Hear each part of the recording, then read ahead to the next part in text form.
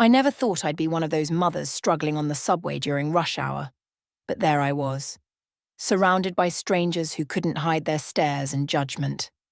My arms ached from holding 2 grocery bags while trying to keep Owen from melting down completely. He was 3 and exhausted, his face red and wet with tears as he wailed about wanting to go home. Lily, my 5-year-old, kept tugging at my jacket, asking the same question over and over. "Mommy, why can't we just drive? My feet hurt." I didn't have a good answer for her.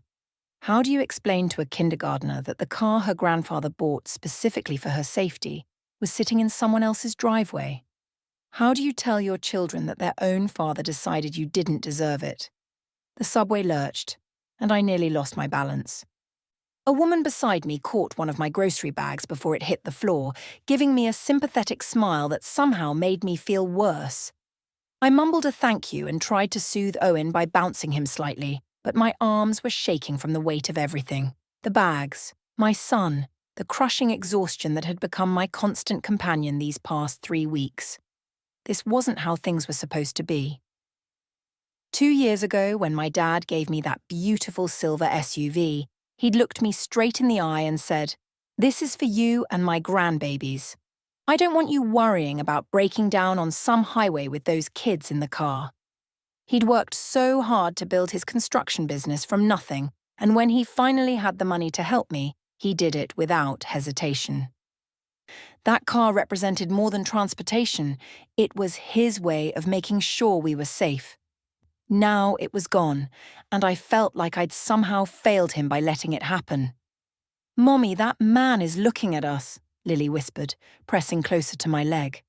I glanced up, ready to give whoever it was a tired smile to acknowledge the disturbance we were causing, and my heart stopped. "Jessica?" It was my dad's voice cutting through the noise of the moving train, the crying, the general chaos of evening commuters trying to get home. I looked up, and there he was, Robert Monroe, still in his work boots and dusty jeans from whatever construction site he'd been overseeing that day. His face showed complete confusion as he took in the scene before him. "Dad?" My voice came out smaller than I intended. He moved through the crowded car with the confidence of someone who'd spent his life navigating difficult situations. When he reached us, his eyes swept over everything: the grocery bags, Owen's tear-stained face, Lily clinging to my leg, the exhaustion I knew was written all over my face. "Why aren't you using the car I gave you?" It wasn't an accusation. He genuinely didn't understand. In his mind, there was a perfectly good vehicle sitting somewhere, ready to prevent exactly this situation. The question was so simple, so logical, that it somehow broke through every defense I'd built up over the past 3 weeks. My eyes filled with tears before I could stop them. "Trevor and his sisters took it," I whispered, not wanting Lily to hear the tremor in my voice. Dad's expression shifted from confusion to something else, something sharp and focused. He bent down and scooped Owen up without asking, and my son immediately stopped crying, resting his head on his grandfather's shoulder. The relief in my arms was instant, but the weight in my chest only grew heavier. "What do you mean? Took it?" Dad's voice was calm, but I knew that tone. It was the same one he used when a contractor tried to cheat him, or when someone on a job site did something dangerous. It was the voice that preceded action. I couldn't explain it here, not surrounded by strangers, not with Lily listening to every word. I just shook my head, and more tears spilled over. "Don't worry," Dad said, and there was something in those 2 words that made me believe him. He shifted Owen to one arm and took both grocery bags with the other like they weighed nothing. "What's your stop?" "Belmont Avenue, but Dad, We're getting off at Belmont then." The next few minutes passed in a blur. Lily held my hand and kept looking up at her grandfather carrying her baby brother, probably wondering why we'd never called him before, if he could make everything feel safer so quickly. When we emerged from the underground station into the evening air, Dad led us to his pickup truck parked nearby. "Were you coming from a job site?" I asked, trying to make normal conversation, trying to pretend this was a pleasant surprise and not a complete disaster. "Meeting with a developer about a new project," he said, opening the back door of his extended cab and securing Owen into the booster seat he kept there for exactly these situations. He'd always been prepared for his grandchildren, always thinking ahead. Lucky thing I took the subway instead of driving. But as he helped Lily into her seat, I saw his jaw was tight. This wasn't luck to him. This was something else entirely. Once the kids were settled, he turned to me. "Get in. We need to talk." I climbed into the passenger seat and the familiar smell of sawdust and coffee surrounded me. How many times had I ridden in this truck growing up? How many times had Dad picked me up from school, from failed dates, from mistakes I'd made? And here I was again, needing him to rescue me, except this time I'd brought 2 innocent kids into my mess. He didn't start the engine. Instead, he turned to face me fully and I saw something in his eyes I'd never seen before. Not anger exactly, but something colder and more dangerous. "How long has this been going on, Jessica?" 3 weeks, I admitted, my voice barely above a whisper. It started small. Amber said she needed to impress some clients, and her car wasn't nice enough. Trevor agreed to lend her mine before I could even say anything. Then it was supposed to be just one day, then a weekend. Then Nicole said her car was in the shop and needed it too, and suddenly it's been 3 weeks and you've been hauling my grandchildren on buses and subways with groceries. It wasn't a question. I tried to say no. The words tumbled out now, desperate and ashamed. I told Trevor I needed it, that the kids had doctor appointments and grocery shopping and Lily's ballet classes, but he said I was being selfish.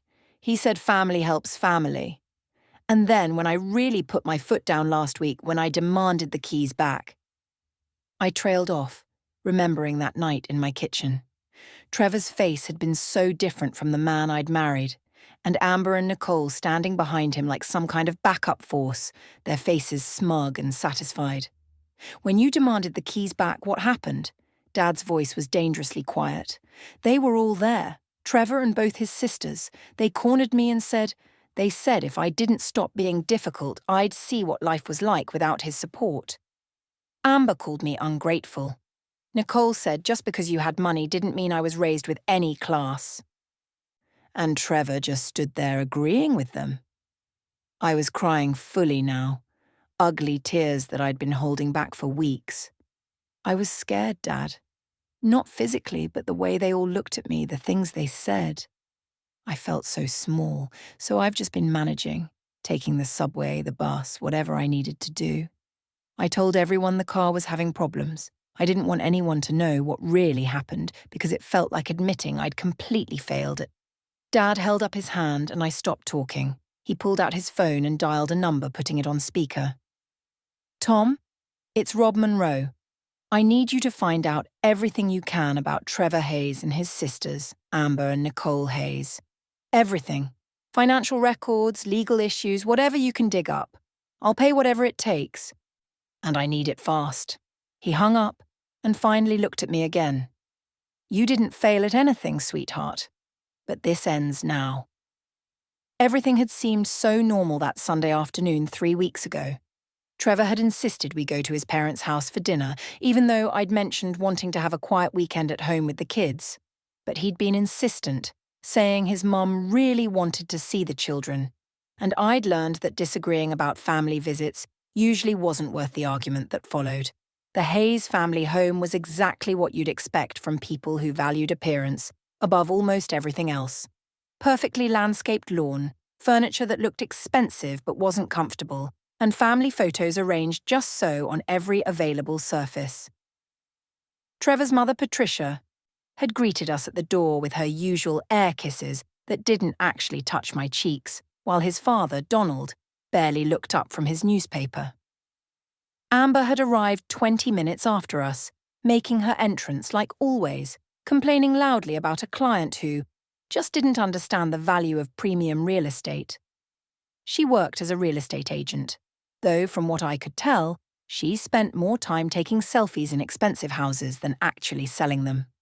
"Oh, Jessica, I love that sweater," she'd said when she saw me, in that tone that somehow made a compliment sound like an insult. So brave of you to wear something so casual to family dinner. I'd been wearing a nice cream cardigan over a dress, but somehow Amber made me feel like I'd shown up in pajamas. Nicole arrived last, as usual.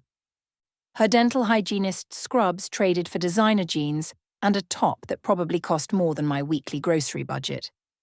She and Amber immediately huddled together, whispering and giggling about something on Nicole's phone, occasionally glancing at me in a way that made my skin crawl. Dinner had been fine. Patricia's pot roast, polite conversation about Trevor's work, the kids being relatively well behaved. I'd started to relax, thinking maybe I'd worried about nothing. Then came dessert. "So," Amber said, setting down her fork and fixing me with that calculated smile she wore when she wanted something. "I have this amazing opportunity coming up. Really high-end clients looking at properties in the $1 million range. They're flying in from California, and first impressions are everything in this business." "That sounds exciting," I'd said, genuinely trying to be supportive.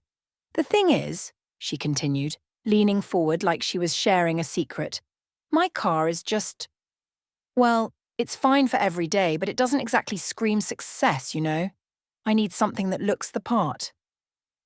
I felt Trevor shift beside me, and somehow I knew where this was going before Amber even finished her sentence. "That SUV of yours would be perfect," she said, her tone light and casual, like she was asking to borrow a cup of sugar. "Just for a few days while I show these clients around. You understand how important image is, right?" Every eye at the table turned to me. Patricia smiled encouragingly. Donald nodded like this was perfectly reasonable. Nicole watched with barely concealed amusement. "Oh, well, I started, but Trevor cut me off. "Of course she can use it," he said, his hand finding mine under the table and squeezing just a little too hard. "Family helps family, right, Jess?" It wasn't really a question. The kids have appointments this week, and I need to do grocery shopping, and Lily has ballet on Thursday.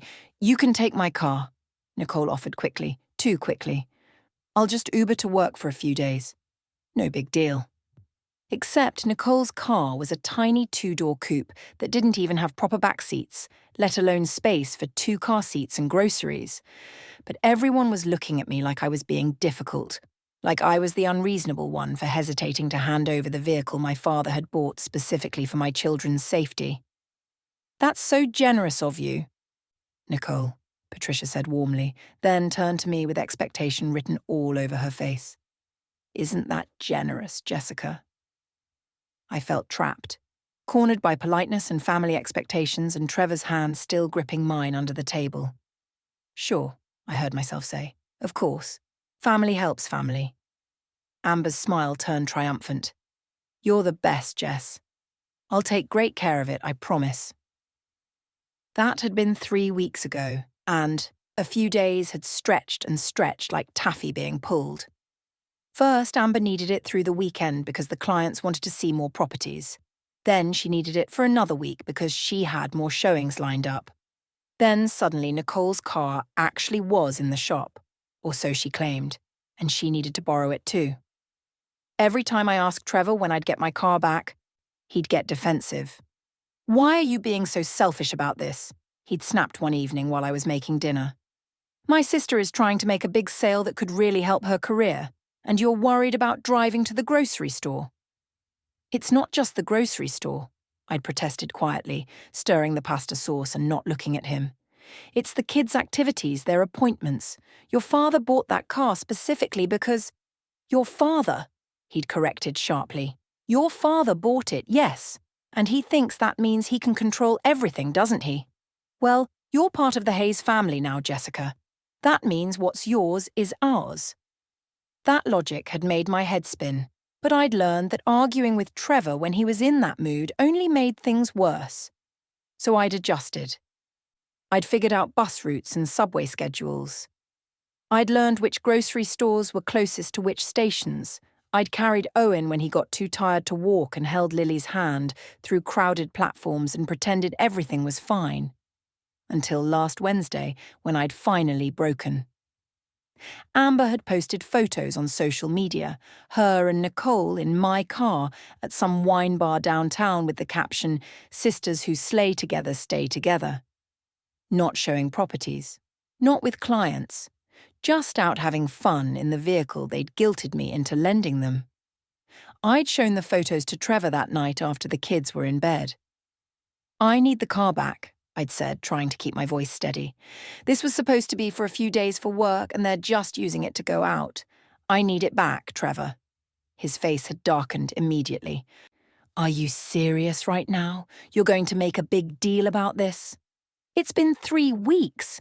I've been taking 2 small children on public transportation in the heat, carrying groceries, and your sisters are using my car to go drinking downtown." "Yes, I'm serious." I hadn't meant to raise my voice, but the frustration had finally boiled over, and that's when everything changed. Trevor had pulled out his phone and made a call. "Hey, Amber. Yeah, can you and Nicole come over?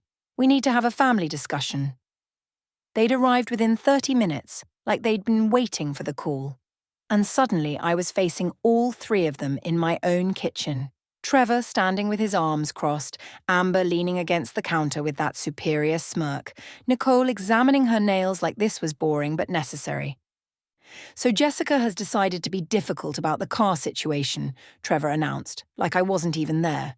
"Really?" Amber's eyebrows shot up in mock surprise. "After everything we've done for her?" "What have you done for me?" The question escaped before I could stop it. The temperature in the room dropped 10 degrees. Nicole stopped examining her nails and looked at me like I'd just said something obscene. Amber's smirk vanished, replaced by something cold and sharp. Trevor's jaw clenched so tight I could see the muscle jumping beneath his skin. "What have we done for you?" Amber repeated slowly, pushing off from the counter and taking a step toward me. "Are you actually asking that question right now?" "We welcomed you into this family," Nicole added, her voice dripping with false sweetness. "Even though you came from nothing." "I didn't come from nothing," I said quietly, but my voice was shaking. "My dad worked hard for everything he has." "Oh, your dad?" Amber laughed, but there was no humor in it. "Yes, let's talk about your dad. New money. Construction worker who got lucky. Just because he has money now doesn't mean you were raised with any class, Jessica. We all see how uncomfortable you are at family events, how you don't know which fork to use, how you—" "That's enough," I interrupted, feeling heat rise in my cheeks. "This isn't about class or forks or whatever superiority you think you have. This is about my car that you've been using for 3 weeks when you said you needed it for a few days." Trevor moved closer, and I instinctively took a step back. I'd never been physically afraid of him before, but something in his eyes that night was different, harder, like he was looking at an obstacle instead of his wife. "Here's what's going to happen," he said, his voice low and controlled. "You're going to stop making problems. You're going to stop being selfish and ungrateful. Because if you don't, you're going to see what life looks like without my support." "What does that mean?" I whispered. "It means," Nicole chimed in, examining her nails again like this conversation was beneath her, "that you might want to think about who pays the mortgage on this house, who has the career with benefits, who has the family connections that matter." My mind raced. Yes, Trevor's name was on the mortgage, but I'd put down half the down payment from my savings. Yes, he had benefits through his job, but I worked too. I was a teacher. And that mattered. And family connections. What did that even mean? "Are you threatening me?" I asked, hating how small my voice sounded. "Nobody's threatening anyone," Amber said smoothly, but her smile was all teeth. "We're just helping you understand reality. You're part of this family now, which means what's yours is ours. That car? It might have been a gift from your daddy, but you're a Hayes now. Hayes family shares everything." "That's not how gifts work," I said weakly. "It's how family works," Trevor shot back. "Unless you don't want to be part of this family anymore. Is that what you're saying, Jessica? Because I can make that happen." The threat hung in the air like smoke. I looked at each of them, my husband and his sisters forming a united front against me in my own kitchen. And something inside me cracked. Not broke. Not yet. but cracked. A hairline fracture that would only get worse with pressure. I'd handed over the keys without another word. That had been a week ago, and I'd been drowning ever since. The shame of it was almost worse than the inconvenience. I'd stopped answering my dad's calls because I knew he'd hear something wrong in my voice. I'd made excuses to my friends about why I couldn't meet up, why I was always rushing, why I looked so tired. I told everyone the car was having mechanical problems, that it was in the shop, that I was managing fine. But I wasn't fine. I was breaking apart piece by piece, and the worst part was that I'd let it happen. I'd handed over those keys because I was scared, not of physical violence, but of something harder to define. The threat of being cut off, isolated, labelled as the problem when I was just trying to protect what was mine.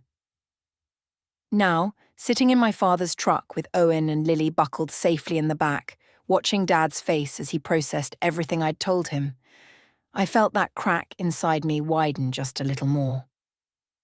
"Don't go home tonight," Dad said after a long moment of silence. His voice was calm, but I could see his hands gripping the steering wheel tight enough to make his knuckles white. "Pack bags for you and the kids. Stay at my house." "Dad, I can't just—" "Yes, you can." He turned to look at me and his eyes were fierce. "Jessica, listen to me very carefully. What you just described isn't a family disagreement. That's intimidation. That's financial abuse. And I'm not going to let it continue for one more day." "But Trevor will—" "Trevor will what? Come to my house and demand you come back? I'd love to see him try." Dad started the engine. "I'm taking you home right now. You're going to pack whatever you and the kids need for a few days. I'll wait outside. Then you're coming to my place while I figure out exactly what we're dealing with." "What do you mean, figure out what we're dealing with?" He glanced at me, and there was something in his expression I'd rarely seen.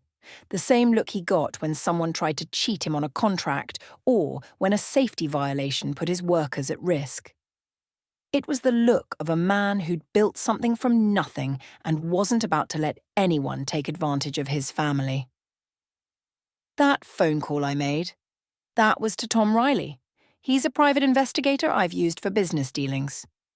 Good at finding information people don't want found." Dad pulled into traffic, heading toward my neighborhood. "If Trevor and his sisters felt comfortable cornering you in your own home and threatening you over a car, this isn't about the car, Jessica.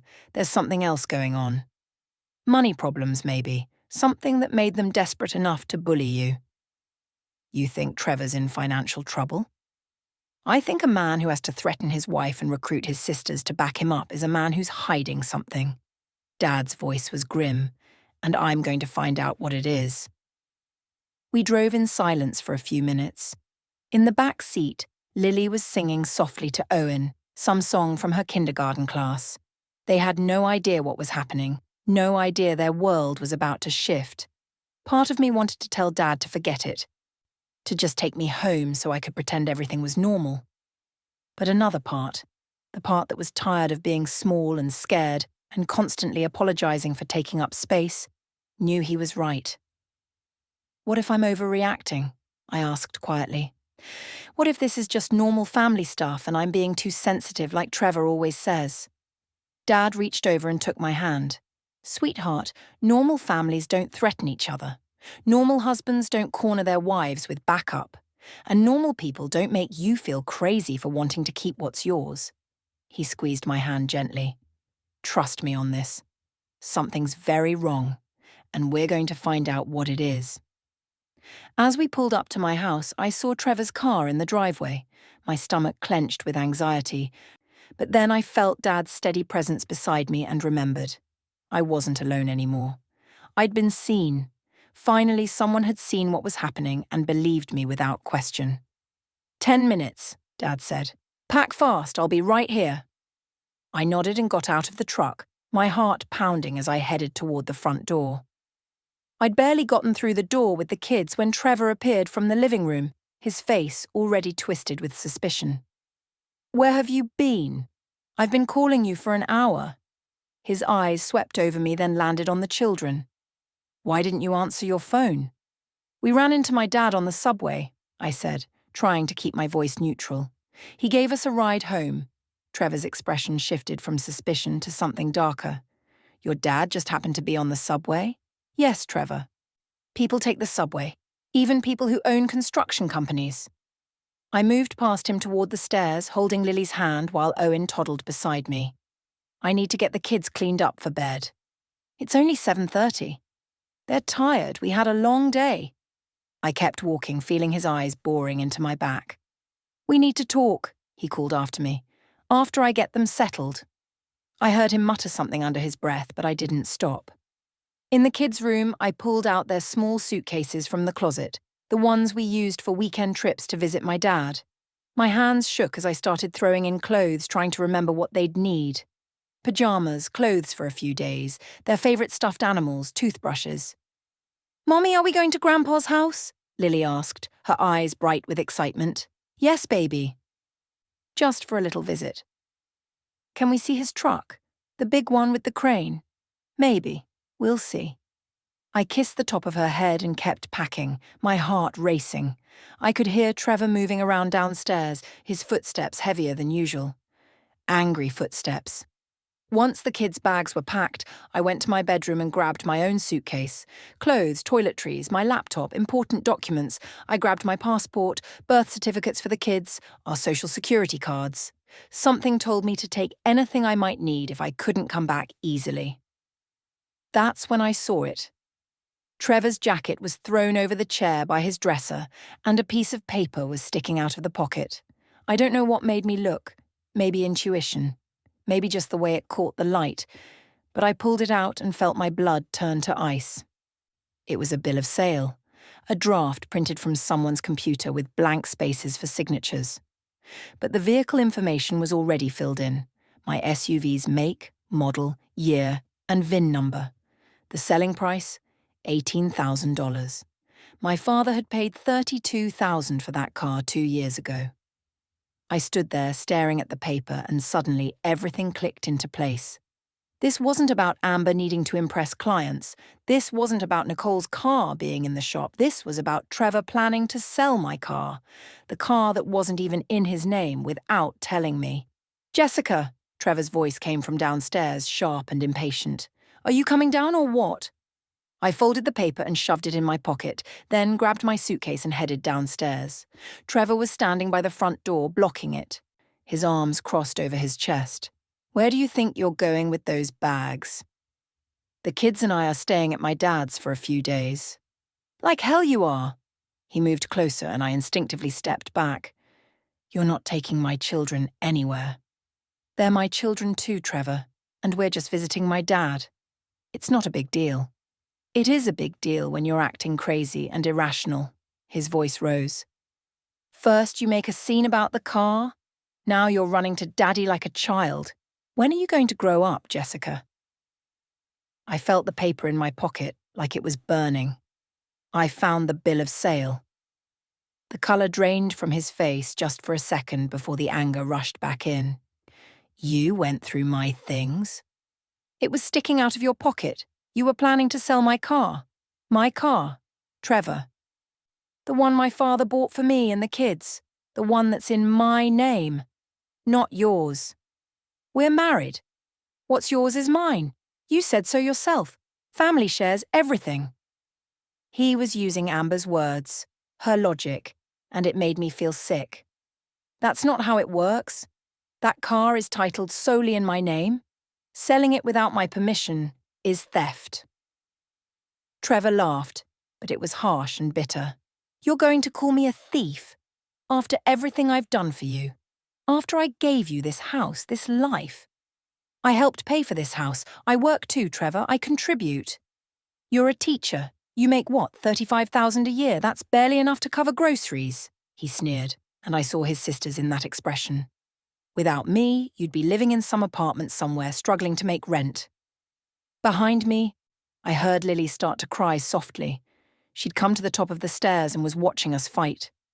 Owen was beside her, his thumb in his mouth, his eyes wide and scared. "Stop it," I said quietly, gesturing to the kids. "Just stop. I'll stop when you put those bags away and start acting like a wife instead of a spoiled brat who runs to Daddy every time things don't go her way." There was a knock at the door. hard, authoritative. Trevor and I both froze. "That's my dad," I said. "He's waiting for us. Tell him to leave." "No." The knock came again, louder this time. Trevor's face went red. "If you walk out that door with those kids, don't bother coming back, you hear me? You want to choose your daddy over your husband, fine. But don't expect me to be here when you decide to come crawling back." I looked at him, really looked at him, and wondered when he'd become this person. Or had he always been this way, and I'd just been too desperate to be loved to notice? "I'm not choosing between anyone," I said quietly. "I'm choosing to not be threatened in my own home. I'm choosing to not have my things stolen. I'm choosing to protect my children from watching their father bully their mother." I walked past him to the stairs and scooped up Owen, taking Lily's hand. Trevor didn't try to stop me physically, but his voice followed us as I grabbed our bags. "You're making the biggest mistake of your life, Jessica. The biggest mistake." I opened the door and there was my dad, his expression calm but his eyes sharp and assessing. He took Owen from my arms and picked up the bags without a word. "Hi, Grandpa," Lily said, her voice still shaky from crying. "Hi, sweetheart. Ready for a sleepover at my house?" She nodded, wiping her eyes. I didn't look back at Trevor as we walked to the truck. I couldn't. If I looked back, I might lose my nerve. I might remember all the good times, all the reasons I'd fallen in love with him, all the promises he'd made about the life we'd build together. But those promises had been built on sand, and now the tide was coming in. Dad secured the kids in their car seats, then turned to me. "You okay?" I pulled out the bill of sale and handed it to him. He read it quickly, his jaw tightening with each line. He was going to sell it, I whispered, for $18,000. Half what you paid for it. Dad folded the paper carefully and put it in his pocket. "Get in the truck, sweetheart." "What are you going to do?" He looked at me, and I saw something in his eyes that was both comforting and terrifying, the absolute certainty of a man who'd made a decision and wouldn't be swayed. "I'm going to end this, tomorrow morning. But tonight you and the kids are safe. That's all that matters right now." As we drove away, I watched my house disappear in the side mirror and wondered if I'd ever feel safe there again. I barely slept that night. Dad had set us up in the guest room, the one he'd decorated years ago hoping we'd visit more often, with a double bed for me and a trundle that pulled out for the kids. Lily and Owen had fallen asleep quickly, exhausted from the emotional day. But I'd laid awake staring at the ceiling and wondering what tomorrow would bring. Around 6 in the morning, I heard Dad moving around downstairs. The smell of coffee drifted up, and I finally gave up on sleep and went to find him. He was sitting at the kitchen table with his laptop, several printed documents spread out in front of him, his phone beside his coffee mug. He looked up when I entered and gestured to the coffee pot. "Tom worked fast," he said without preamble. "You're going to want to sit down for this." I poured myself a cup and sat across from him, my stomach churning with anxiety. Dad slid a document across the table. "Trevor's been gambling, online poker, sports betting. He's lost over $80,000 in the past 18 months. The number hit me like a physical blow. 80,000! How is that even possible? Credit cards, a loan he took out without telling you, and... Dad paused, his expression grim. "He's been draining your joint savings account, little by little so you wouldn't notice." I thought about all the times Trevor had insisted on handling the finances, saying I had enough to worry about with work and the kids.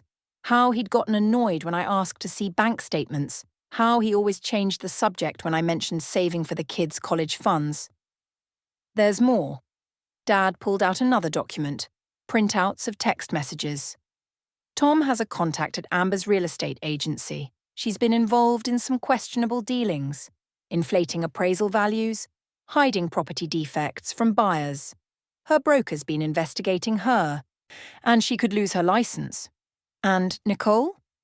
Fired from her last dental office for insurance fraud. She was billing for procedures that were never performed. The office didn't press charges because she agreed to leave quietly. But it's documented." I stared at the evidence spread across the table, the financial records, the text messages, the background reports. My husband and his sisters weren't just bullies. They were desperate, cornered people making increasingly bad decisions. They needed that car, I said slowly, understanding dawning. Trevor needs money to pay off his debts, and they figured selling it was easier than explaining where all our savings went. That's exactly what Tom thinks. And here's the thing, Jessica. That car is titled solely in your name. If Trevor sold it without your permission, that's not a civil matter, that's criminal. Auto theft. Dad's phone buzzed. He glanced at it and stood up. That's my lawyer. She's downstairs. We're going to your house this morning and we're settling this. Dad, I don't know if... I do know. He came around the table and crouched beside my chair, taking my hands. Sweetheart, I let you marry him because you were an adult, and it was your choice. I didn't say anything when I noticed him being controlling because I thought maybe I was being overprotective. But I won't stand by and watch you be threatened and stolen from. Not anymore. Tears burned my eyes. I feel so stupid. You're not stupid. You're kind, and you wanted to believe the best in people. That's not a character flaw, Jessica. That's who you are, and it's beautiful. But kindness doesn't mean letting people walk all over you. 2 hours later, I was standing on my own front porch with my father, his lawyer, a sharp-eyed woman named Patricia Chen, and a police officer named Martinez, who Dad apparently went to high school with. This is just a civil standby, Officer Martinez explained to me quietly. I'm here to make sure nothing gets out of hand while you collect your belongings and have this conversation. I can't get involved in the domestic dispute itself unless someone breaks the law. Dad knocked. Loud, authoritative. After a moment, Trevor opened the door. His eyes widened when he saw the group assembled on his porch, then narrowed with anger when they landed on me. "What is this?" he demanded. "This is a conversation," Dad said calmly. "Are we doing it out here? Or can we come inside?" Trevor looked like he wanted to slam the door, but the presence of a police officer seemed to change his mind. He stepped back, and we entered.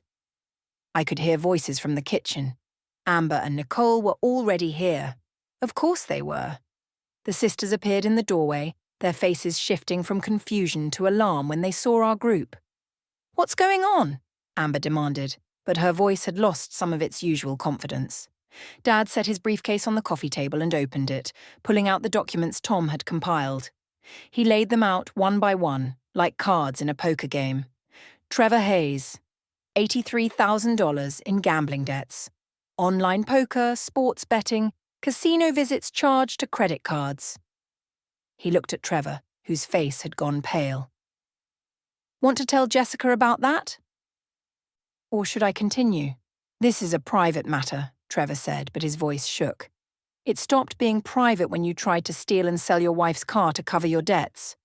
Dad pulled out the bill of sale I'd found. "This vehicle is titled solely in Jessica's name. Selling it without her permission isn't a family disagreement. It's auto theft.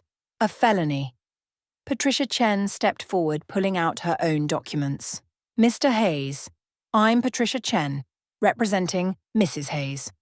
We're prepared to file for legal separation immediately. We also have grounds for fraud charges given your systematic depletion of joint marital assets without disclosure." "You can't prove that," Trevor said, but he was sweating now. "Actually, we can." Dad pulled out bank statements highlighted in yellow. "Every withdrawal, every transfer, every credit card payment to online gambling sites, it's all here." Amber found her voice. "This is harassment. You can't just barge in here with threats and—" "Ms. Hayes," Patricia Chen turned to her with a cold smile. "Perhaps you'd like to discuss the complaints filed against you with the Real Estate Commission. Or we could talk about inflated appraisals on the Morrison property, the lakeside condo deal." Amber's face went white. "And Nicole Hayes," Patricia continued, "should we discuss why you left your previous employment at Bright Smile Dental? The insurance fraud investigation they chose not to pursue in exchange for your quiet resignation." Nicole looked like she might be sick. The room fell silent. I watched Trevor's face cycle through emotions. Anger, fear, desperation. Finally, he looked at me. Jess, come on. We can work this out. You don't need to do this. Where are my car keys? I asked quietly. Baby, let's just talk about this. Family counselling or something. We can fix this. The keys, Trevor. He stared at me for a long moment, and I saw the exact second he realised I wasn't backing down. Not this time. Not ever again. He pulled the keys from his pocket and threw them on the coffee table. They landed with a metallic clatter that sounded like the ending of something. Dad picked them up and handed them to me. The weight of them in my palm felt like reclaiming a piece of myself I'd lost. Here's what's going to happen, Patricia Chen said, her voice crisp and professional. Mrs. Hayes is filing for legal separation today. Given the financial deception and the attempted theft, we're asking for full custody of the minor children, child support, and division of actual marital assets, meaning assets that existed before Mr. Hayes gambled them away. If you contest any of this, Dad added, his voice quiet but steel underneath, we file criminal charges for attempted auto theft. We also make sure the relevant professional boards know about Amber's real estate violations and Nicole's insurance fraud. Your choice. Trevor looked at his sisters. Amber was staring at the floor, all her swagger gone. Nicole's hands were shaking. You can't do this, Trevor said, but there was no strength behind it anymore. Those are my kids. Those are children who watched their father threaten their mother, I said, and my voice didn't shake. Children who saw their mother struggling on the subway with groceries because you and your sisters decided my car was yours to take. Children who deserve better than learning that bullying and stealing are okay if you call it family. Trevor's shoulders slumped. The fight went out of him all at once, and I realised he'd only ever been strong when he had backup, when he could corner someone weaker. Faced with actual consequences, he had nothing. Mr. Hayes? Patricia Chen prompted. Do we have an agreement, or do we proceed with criminal charges? Fine, he said finally, the word barely a whisper. Fine. Just make it go away. The debt? Dad's laugh was harsh. That's your problem, son, but you'll leave Jessica and my grandchildren alone while you figure it out. Officer Martinez, who'd been standing silently by the door, finally spoke. Mr. Hayes, I'm going to strongly suggest you cooperate with these proceedings. Speaking as someone who's seen domestic situations escalate, you don't want this to get worse. Trevor just nodded, defeated. We left 20 minutes later, after I'd quickly gathered more clothes and important items. As I walked out carrying a box of the kids' toys, I passed Trevor sitting on the couch, his head in his hands. Part of me, the part that had loved him, that had believed in our future together, felt sad. But a bigger part felt free. Dad loaded everything into my SUV, with my keys that I'd reclaimed. What happens now? I asked. Now? We get your life back on track, he smiled. But first, let's go pick up those grandkids of mine.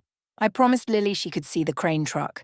I hugged him tight, right there in the driveway, and whispered, Thank you. Always, sweetheart, he said. Always.